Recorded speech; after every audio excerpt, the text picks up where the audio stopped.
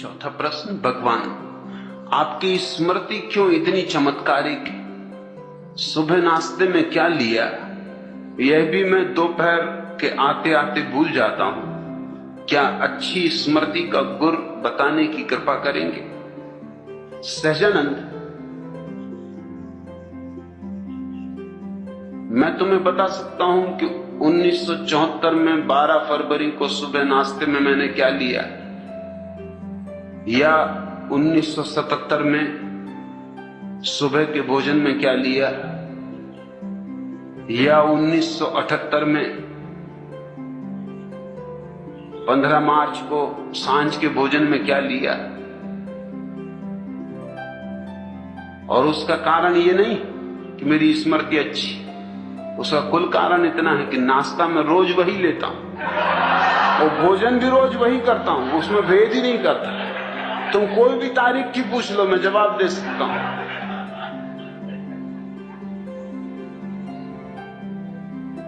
उसमें भूल चूक का उपाय ही नहीं।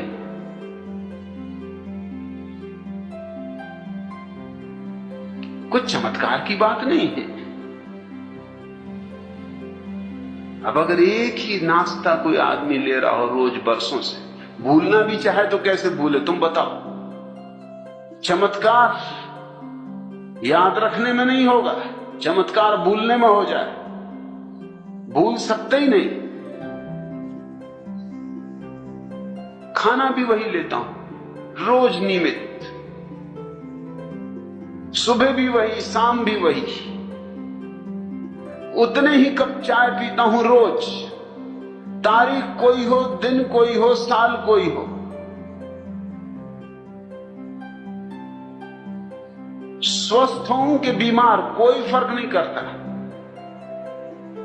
हर हालत में सब वैसा ही चलने देता हूं जैसा चलता है।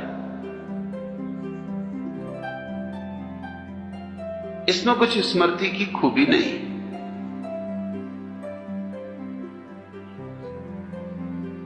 दूसरी बात, जो भी मैं तुमसे कहता हूं वो मेरा अनुभव है, स्मृति नहीं, इसलिए उसमें भी भूल चूक का कोई कारण नहीं। तुम मुझे आधी रात उठा के पूछ लोगे तो भी यही कहूंगा, क्योंकि मेरा अनुभव है।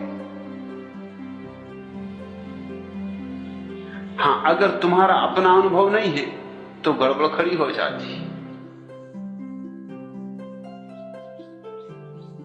स्मृति पर निर्भर रहने का मतलब यह होता है कि तुम दूसरों के अनुभव पर निर्भर रह रहे हो।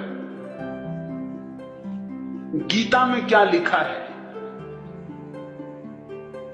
अगर यह तुम्हें याद रखना है तो स्मृति चाहिए। कुरान में क्या लिखा है, अगर यह तुम्हें याद रखना है तो स्मृति चाहिए। मैं गीता कुरान की फिक्र ही नहीं करता, और कभी अगर गीता कुरान का उल्लेख भी करता हूं तो भी इसकी फिक्र नहीं करता कि लिखा भी है उनमें ऐसा कि नहीं लिखा है।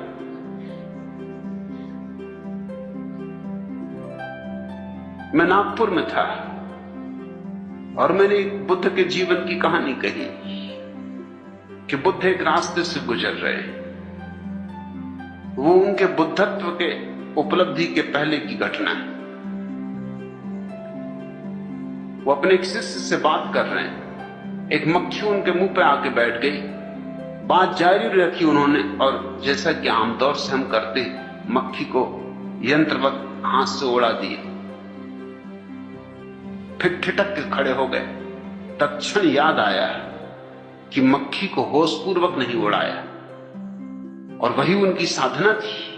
वही साधना में वो लगे थे कि प्रत्येक कृत्य होशपूर्वक करना, यंत्रवत नहीं। अब मक्खी तो थी नहीं, वो तो उड़ गई थी।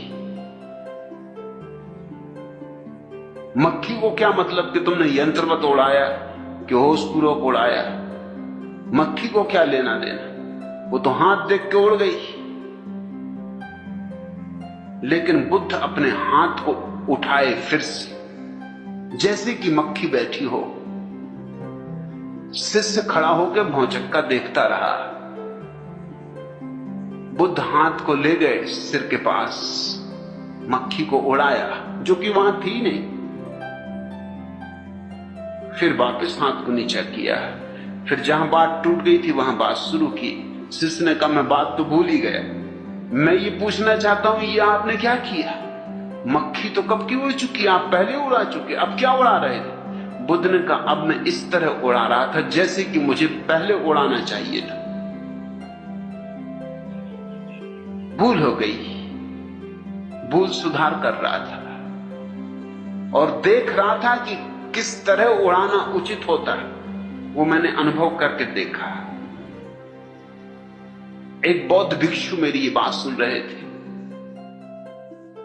वो रात मुझसे मिलने आए, उन्होंने कहा कहानी तो आपने बड़ी अद्भुत कही, लेकिन मैं त्रिपिटक पढ़ चुका हूं, पूरे शास्त्र बौद्धों के, ये कहानी कहीं है ही नहीं। तो मैंने कहा जोड़ लेना, छूट गई होगी, लिखने वाले भूल गए होंगे। वो मुझे बहुत भौचक्के होकर देखे, उन्होंने कहा आप कहते क्या है?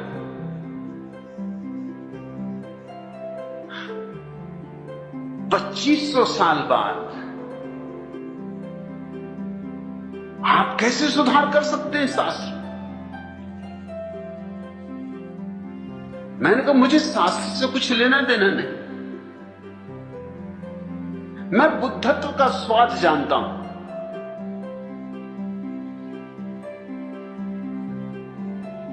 ये कहानी घटनी ही चाहिए। बुद्धत्व की साधना में जो लगा है उसके जीवन में ऐसी घटे वैसी घटे, कोई और ढंग से घटे, मगर ये घटनी ही चाहिए, कई तरह घट सकती। उन्होंने कहा बात तो बिल्कुल जमी, बात समझ में भी आई कि बुद्ध की सारी साधना ही जागरूकता की।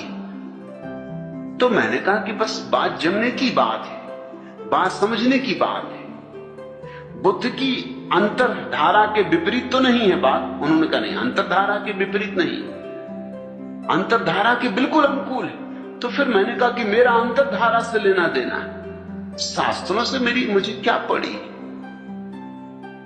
हो शास्त्र में तो ठीक, ना हो शास्त्र में तो ठीक। मैं कोई शास्त्रज्ञ नहीं हूं और न मुझे शास्त्रज्ञ होने में कोई रस। इसलिए मैं जो उद्धरण देता हूं, तुम ये मत सोचना कि ठीक वैसा उद्धरण तुम्हें मिल ही जाएगा, मिल भी सकता है ना भी मिले, मगर सुनने वाले को निश्चित ही लगेगा कि मैं इतने बलपूर्वक कहता हूं कि होना ही चाहिए।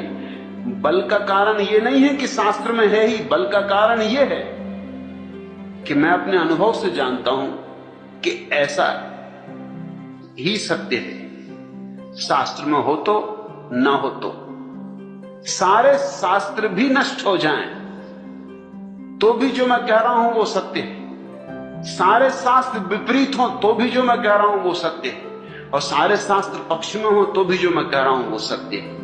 ये स्मृति का सवाल नहीं है, ये मेरे बोध का सवाल है। और तुम मुझसे स्मृति का गुर मत पूछो,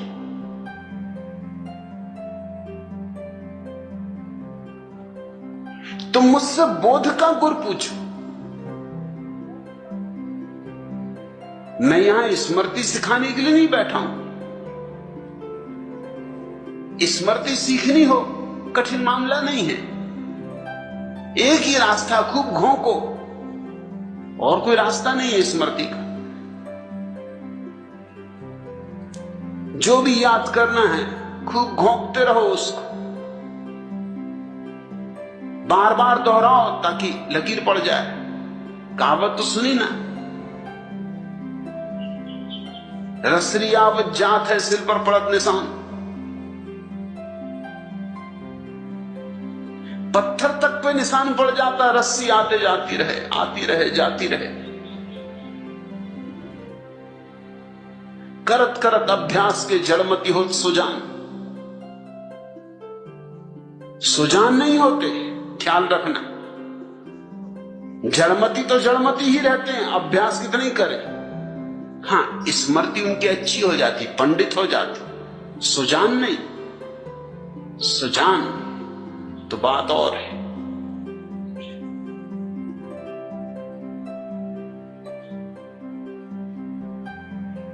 और जड़मती भी, अगर कोई पक्की जड़मती हो तो ये कहावत भी उन पर लागू नहीं होगी।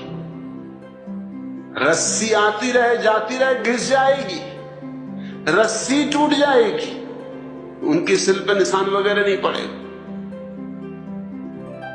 अगर सिल ही मजबूत हो तो क्या करेगी रस्सी। सहजानंद, अगर किसी चीज को याद करना है तो दोहराओ, दोहराते रहो। इसी तरह तो पाठ कर रहे हैं लोग बैठे रोज सुबह गीता का, कुरान का, दोहराते रहते हैं, दोहराते रहते हैं, दोहराते रहते हैं। तोते को भी तुम रोज रोज कहो कि कहते रहो मिट्ठू राम राम राम राम, तोता भी घबरा जाता है सुन सुन के कि राम राम राम राम, वो भी कहने लगता है कि राम राम राम राम। तोतों तक में स्मृति आ जाती, मगर कोई सुजान नहीं हो जाता तोता। मुझसे तो तुम पूछो बोध का गुर, बुद्धत्व का राज। इसलिए मुझसे पंडित नाराज, क्योंकि उनको अड़चन होती, उनको हैरानी होती। वो शास्त्र की बंधी हुई लकीरों से जीते। मैं कबीर पर बोला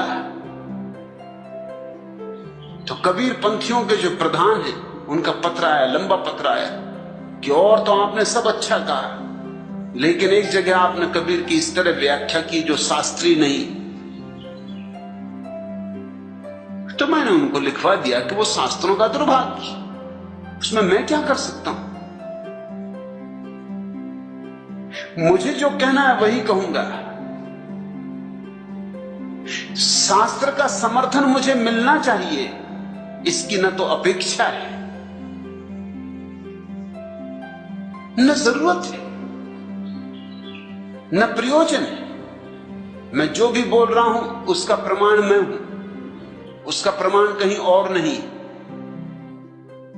इसलिए मैं सारी बातों को बलपूर्वक बोल सकता हूं। ऐसा बल स्मृति का नहीं होता,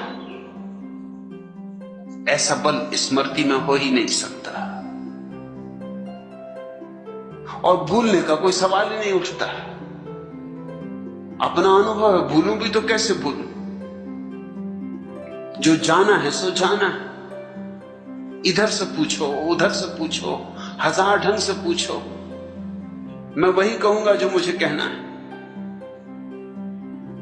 कई लोगों ने मुझे खबरें की कि आप भी गजब है, कबीर पे बोलते हैं तो ऐसा लगता है कबीर ठीक, और मीरा पे बोलते हैं तो ऐसा लगता है मीरा ठीक, और रैदास पे बोलते हैं तो ऐसा लगता है रैदास ठीक, और फरीद पे बोलते हैं तो ऐसा लगता है फरीद ठीक, और नानक पे बोलते हैं तो लगता है नानक ठीक। मैं उनको कहना चाहता हूं कि मुझे उनके ठीक को गलत होने से कुछ लेना नहीं, मुझे तो जो ठीक है वही बोलना है। वो तो बोतलें हैं, शराब मैं अपनी भरता हूं। अब बोतलों से शराब में क्या फर्क पड़ता है। नानक की बोतल कि कबीर की बोतल, गगरी किसी की भी, अनुभव तो मैं अपना डालता हूं। इसलिए पंडित नाराज होते हैं। कबीर पंथियों का जो पंडित है वो नाराज होगा। जो लोग अनुभव की दिशा में चल रहे हैं वो तो कबीर के संबंध में मैंने जो कहा है उससे आह्लादित हो जाएंगे, मगर कबीर को पांडित्य की तरह पकड़ने वाला आदमी नाराज हो जाएगा। अब कबीर जैसे आदमी को भी तुम पंडिताऊ ढंग से पकड़ते हो तो हद हो गई, तो तुम किसको छोड़ोगे। कबीर ने कहा है मसी कागज छुओ नहीं, कि मैंने कभी कागज और स्याही हाथ से नहीं छुई। और कबीर ने कहा लिखा लिखी की है नहीं, देखा देखी बात। मगर कबीर को मानने वाले उनके जो बड़े महंत थे उनने पत्र लिखा बड़े गुस्से में कि आपने जो कहा ये शास्त्र के विपरीत पड़ रहा है। और कबीर कहते हैं लिखा लिखी की है नहीं, देखा देखी बात। और मैं देखा देखी बात कर रहा हूं, वो लिखा लिखी की बात उठा रहे। अब कबीर के साथ कौन है, मैं हूं या ये महंत?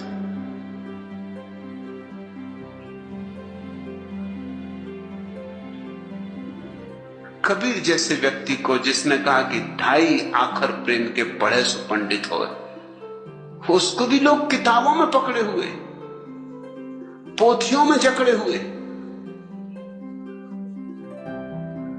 मेरी स्मृति कुछ बहुत अच्छी नहीं, मगर मैं फिक्र भी नहीं करता। फिक्र करो तो अड़चन। इसलिए बहुत बार तुम्हें यूं भी हो जाएगा कि मैंने वही कहानी कभी बोकुजू के नाम से कही, कभी रिंझाई के नाम से कही, कभी बोधि धर्म के नाम से कही। कौन फिक्र करता है? मेरे लिए ये सब बोतलें हैं, मुझे कहानी कहनी थी।